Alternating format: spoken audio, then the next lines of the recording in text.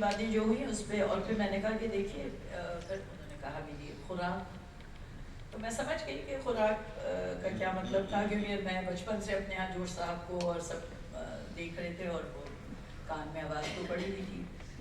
میں نے کہا دیکھیے میرا بالکل کوئی ایکسپوجر نہیں ہے، اس کلچر سے میں واقف نہیں ہوں اور نہ میرے گھر میں اس طرح کا ماحول تھا. صرف میں نے پاکستانی اور ہندوستانی فلموں میں لوگوں کو گرتے پڑتے دیکھا ہے. تو کہنے لگے بیوی دیکھیے میری 172 سال کی عمر ہے اور میں نے کوئی نازیبا حرکت نہیں کی. میں نے اچھا پھر ٹھیک ہے، تو وہ جو جتنے اگر یہاں پہ شاگرد ہیں ان کے جو لیگیسی لے کے چلیں گے تو وہ خیال رکھیں گے نازیبا حرکت نہ کریں.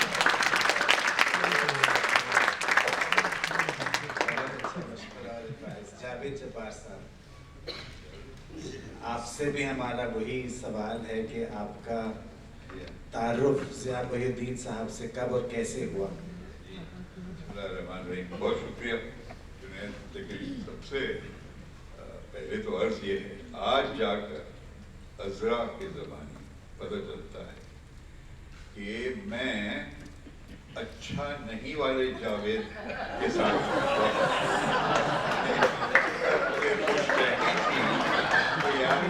شاید مجھے بھی شامل کرتے ہیں، لیکن آج سچ آ گیا تھا. پورا نام، لیکن اس کے ساتھ یہ نہیں لکھا ہوا تھا کہ سب سے اچھا جاوید، اچھا یہ بھی اچھا جاوید. انہوں نے نہ اچھا والے جاوید. اچھا چلے، حالانکہ ان کے خلوص نے اور ان کا جو ہمارا رشتہ رہا کبھی بھی یہ احساس نہیں دلوایا، بلکہ اتنی گرم جوشی، اتنی مخلصانہ انداز، اتنی انکساری. مائی گاڈ، مجھے شرف حاصل ہوا جب وہ 2 ماہ کے لیے جب یہ فیصلہ ہوا بورڈ کی جانب سے، اور ضیاء صاحب خود چاہتے تھے کہ وہ روزمرہ طور پر جو ان پر بوجھ تھا ایز CEO، اس سے الگ ہو کر صرف ٹیچنگ اور مینٹورنگ پر ان کا پورا وقت جائے. تو بورڈ نے غلطی کی، مجھ سے کہا کہ آپ چیف ایگزیکٹو کے طور پر سنبھال لیں جب تک کہ ہم ایک اور اس سے بھی بڑی غلطی کرنے جا رہے ہیں، جنید زبیری کو آپ جنید زبیری کو تلاش کریں. تو میں نے کہا چلے میں چھوٹی غلطی بننے کے لیے تیار ہوں اعزازی بنیاد پر.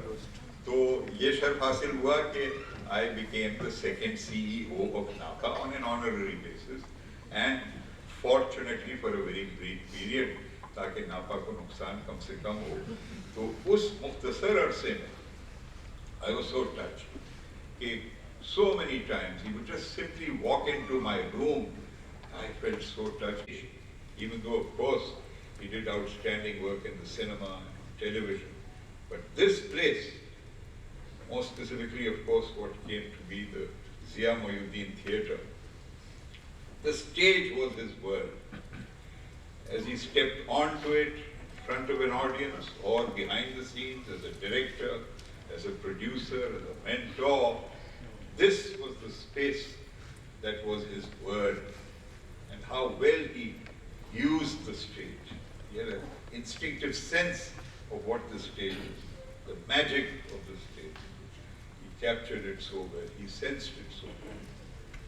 And then, you know, he's a man synonymous with other people's poetry, other people's literature, which is fine, because there was no other person for all those 70, 80 years that he recited and narrated the great poetry of Ghalib, Faisa, Taqi Mir, or so many others. He made that poetry come alive. But he himself was a very, very sensitive, feeling, thinking person who was also a writer. Those of us who were fortunate to have read his columns in the news on Sunday, for several years he wrote that. He published only 3 books, but each was a very good book. One of them I've taken the liberty of bringing with me, because I just want to share with you a very brief foreword to the book called The God of My Idolatry, which is Memories and Reflections, published in 2016, 7 years ago, and this is very precious because you very generously, graciously inscribed it to me. But he begins now his own thoughts and words. Why do I seek solitude when I am in the midst of people? It is not because I have an inflated sense of my own importance. That is certain. ये तो एक इत्तेफाक है। ज़िया साहब से मेरी ज़ाती मुलाकात भी इत्तेफाकी, एक्सीडेंटल जिसे कहना चाहिए, कोई मेरा उसमें नहीं था। मालूम है कि पाकिस्तान की गोल्डन जुबली का फंक्शन था कोई, उसमें ज़िया साहब को बुलाया गया था, तो बहुत से लोग तो उसमें ज़िया साहब भी थे। उसी ज़माने में ज़िया साहब के खतूत जो गालिब के थे, उस मतलब सर कैसेट नया आया नहीं था, बल्कि हमारे अदबी हल्कों में वो कैसेट बट रहा था। तो मुझे एक साहब ने कॉपी करके दी, मैंने कहा ये दे, वो पुराने स्टाइल का था जो 90s का। तो उन्होंने कहा इस शर्त पे दिया कि आप इसे को मैं दे रहा हूँ, आप इसकी 10 कापियाँ बनाकर आगे लोगों को बढ़ाएं। तो ये तो हम सुनते रहे उनका खतूत वगैरह और चीज़ें पढ़ी थी उनकी। अब जब मालूम हुआ कि ज़िया साहब आ रहे हैं, तो वो ऑर्गेनाइजेशन बिजनेस काउंसिल की थी, बिजनेस रिलेटेड और गोल्डन जुबली पर। तो मैंने उनसे कहा भी ज़िया साहब जा रहे हैं तो एयरपोर्ट कोई जाए, कौन जा रहे लेने? उन्होंने कहा मैं जा रहा हूँ। तो मैंने कहा कि भाई मैं एयरपोर्ट में चला जाऊँ, आपको कहा हाँ ज़रूर ज़रूर, बहुत अच्छा, आप भी आ जाए। मैंने अपने दोस्त ज़फ़र साहब को, जिनका भी मैंने जिक्र किया है, तशरीफ़ रखते हैं, तो आप जानते हैं आपके भी दोस्त में। तो मैंने कहा ज़फ़र यार वो ज़िया साहब आ रहे हैं, तुमको भी मैंने एक कैसेट दी थी कॉपी करके तो चलते हैं। अच्छा ज़िया साहब आ रहे हैं, हाँ चलते हैं। हम दोनों आ गए। अब हम एयरपोर्ट पे पहुँचे, तो जो ऑर्गेनाइज़र थे यहाँ आर्ट्स काउंसिल में जब मुलाजिम था, तो ये हमारे अज़रा जो थे स्टूडेंट थी, 78 और 77 9 में स्टूडेंट थी। ये तो अज़रा हैं, ये इनके साथ कहाँ है? खबर ज़ाहिर है कि इतनी जल्दी आजकल के तरीके से तो था नहीं। तो एक बात उसका अंदाज़ा हुआ कि भाई फिर क्या सूरत हाल है। अब हम बातें क्योंकि आपको पता नहीं है। मैं भी यही सोच रही हूँ, अशफाक भाई हैं ये, तो ये किसको लेने आए हैं? मुझे तो नहीं आ सकते लेने। अच्छा 2-4 मिनट हमने बातें करते रहे। ज़िया साहब तो तुरंत मजाज आपको पता है। अब वो कहने के हज़रत अब अपने लेके आप आए हैं, चलें भी आगे। मैंने कहा हम तो इस चक्कर में हैं, गालिब की वजह से हम आए हैं, हमें तो पता नहीं। कहने क्या मतलब? आते होंगे ऑर्गेनाइजर, हम तो गालिब के खतूत पढ़ के आपसे मिलने ही आ गए। तो ये हमारी पहली मुलाकात। अच्छा चलो ये भी अच्छा है कि गालिब के खतूत से तो फिर अज़रा से तो बातचीत हुई शुरू। तो इस तरीके से वो हमारे उस प्रोग्राम में। उसके बाद हमारी अंडरस्टैंडिंग रही, बर्मिंघम में रहते थे ज़माने में, कि जब भी वो अमेरिका आए तो वो हमारे यहाँ ज़रूर आए। तो उसमें वो नहीं थी कि मैं प्रोग्राम नहीं, जब वो आए सिर्फ आते नहीं थे, सॉरी आपकी बात काटी, वो कहते थे नहीं भाई देखिए आप होटल में हमारे रहने का कुछ मत कीजिए, हम जाएंगे तो उनके अशफाक नीचे आके वो हमारे बेसमेंट में। उस ज़माने में वक्त भी उनका था, ये हमारे ताल्लुकात में कमी आई आपके नाता के बनने से। वरना ये था कि वो साल में 2 चक्कर 1 चक्कर आते थे, 2-2 3-3 हफ्ते वहाँ रहते थे। और शायद मेरी बेतरतीबी ही उनको पसंद आ गई है। मैं तो ये समझता हूँ, क्योंकि जितने डिसिप्लिन वो थे मैं उनका अपोजिट था। तो लेकिन वो क्या मेरी लाइब्रेरी में बहुत मुतमईन रहते थे। उन्होंने देखा सुबह चले जाए, हाँ आप लोग चले जाए काम पे, मैं यहीं हूँ। दिन भर वहाँ बैठे अपने लिखते रहते थे। तो वहीं कहीं उन्होंने वो मेरी शायरी के भी कुछ नजर कर 2 मिनट पहले मैं आ जाऊँ। तो कल मैं पहली दफ़ा आर्ट्स काउंसिल में 2011 की बात है। और मैं हैरान रह गया कि उन्होंने वो सिर्फ सातसाई की पढ़ते थे, कलाम उस वक्त तक कंटेम्परेरीज का तो बहुत बाद में। उन्होंने 18 नज़में पढ़ी जो किताब से लेकर उन्होंने, और इतना बड़ा एजाज़। तो ज़ाहिर है कि मैं इसको मोहब्बत ही कहूँगा उस हवाले से, वरना ये कि वो किसी के साथ कंप्रोमाइज़ नहीं करते थे। हमने एक दफ़ा जैसे मुख्तलिफ मौक़े पर आए, तो अज़रा भी 2-3 दफ़ा के बाद आई, तो हमने अज़रा का एक छोटा सा गाने का प्रोग्राम रखा। तो मैंने कहा ठीक है शाम को प्रोग्राम होगा, तो अज़रा भी तो ज़िया साहब कहते हैं कि नहीं भाई मैं तो यहाँ ब्रिज में ज़फ़र जो है इनके साथ ब्रिज के रूँगा। मैंने कहा बेगम साहिबा का प्रोग्राम है, कुछ तो आएंगे सली इनके बाद। हमने तो सबसे ही कहते ज़िया साहब ही आएंगे। नहीं भाई वो मैं 1 लाख, ये जो उन्होंने बताया ना 1 करोड़ 25 लाख 13 दफ़ा उनके गाने सुन चुका हूँ, और हर दफ़ा गलत पड़ती हैं। से वो पंजाबी गाने पे हमेशा पंजाबी सिलसिला, ये भी काफ़ी उनका मौजूद बहस होता था पंजाबी उसमें। क्योंकि एक दफ़ा हमारे प्रोग्राम में 2 लड़कियां, मैंने कहा साहब ये बताएं, अंदर से शाही थे اور مجمع میں گھبرا جاتے تھے, 4 لوگ اگر 2 تعریف کرتے تو بےحد پریشان ہوتے تھے کہ کہاں بات کریں. میرا تو یہ تجربہ, انہوں نے کہا لوگ ملنا چاہتے, ارے نہیں بھائی یہاں سے نکل چلے پیچھے. ایک جگہ میں مجھے کیا پتا تھا کہ میں سوچا یہ اسٹیج پہ آئے ہیں تو سامنے بیٹھیں گے اور پھر ان کو بلا لیں گے پہلے فنکشن. اب کہا نہیں میں سامنے تو نہیں بیٹھوں گا.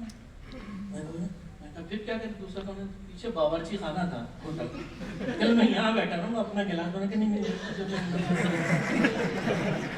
تو پھر میں نے سوچا شاید پڑھنے کے وقت ہوگا. لیکن ویسے بھی دیکھا کہ عموماً سب کا تجربہ ہے, ظاہر آپ لوگوں کو زیادہ موقع ملا ہے تو مجھے تو تھوڑا دن موقع ان سے ملا. لیکن آپ صحیح کہہ رہے ہیں, یہاں پہ جہاں ہم ابھی بیٹھے ہیں یہاں بھی جب وہ کوئی چیزیں ہوتی تھی تو پرفارم کرنے کے بعد یا جو بھی ان کو بولنا ہوتا اس کے بعد یہاں نہیں بیٹھتے تھے, وہ آخری والی سیٹ دروازے کے قریب قریب اور وہیں سے بند کر جاتے تھے. نہیں یہاں تو پھر مجمع میں بیٹھ گئے تھے نا اپنے اسٹوڈنٹس کی وجہ سے کراچی میں. ویسے میں نے دیکھا کہ بہت ہی وہ کرتے تھے. ایک دفعہ سے ہوا کہ ہمارے ایک دفعہ آئے ہمارے یہاں تو اس دن پیر ایلیٹ ٹوڈو کی ڈیتھ ہو گئی تھی اسی دن, تو کسی جگہ لے کے جانا تھا تو حضرت ہماری دعوت ہوگی ساتھ میں, نہیں کہ ہم ساتھ وہاں انتظام نہیں ہے, وہاں اسلامی ماحول ہے لیکن لے کے چلتے تو ہم اپنے لے کر ساتھ جیسے چلتا. ہمارا میرا کتاب مرزا غنچہ جیسا والا تھا تو یہ بتا کہ 2 بیگ پئیں گے, زیادہ نہیں پئیں گے, اور سوڈا ضرور پئیں گے. اچھا ٹھیک ہے کوئی بات نہیں آپ تو وہ جو ہے وہ سوڈا ان کے لیے چاہیے, اس کے بغیر پانی میں کا تب سب آتے ہیں شہروں تو پانی سے پی لیتے ہیں, نہیں سوڈا چاہیے ہوتا ہے. تو انہوں نے بتایا کہ ابن انشا نے وہ غالب کے ایک شعر میں ترمیم کی. غالب کہنے کہ تیش بغیر مر نہ سکا وہ کا نصب سرگشتہ خمار رسوم و قیود تھا. تو کل انشا نے کہا نہیں غالب نے یہ تمہارے لیے کہا ہے کہ سوڈے بغیر پی نہ سکا.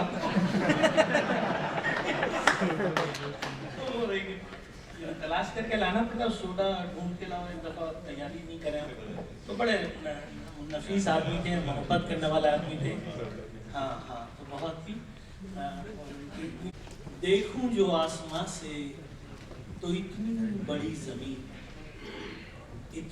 زمین پہ چھوٹا سا ایک شہر, چھوٹے سے ایک شہر میں سڑکوں کا ایک جال, سڑکوں کے جال میں چھپی ویران سی گلی, ویران گلی کے موڑ پہ تنہا سا ایک شجر, تنہا شجر کے سائے میں چھوٹا سا ایک مکان, چھوٹے سے ایک مکان میں کچی زمین کا صحن, کچی زمین کے صحن میں کھلتا ہوا گلاب, کھلتے ہوئے گلاب میں مہکا ہوا بدن, مہکے ہوئے بدن میں سمندر سا ایک دل.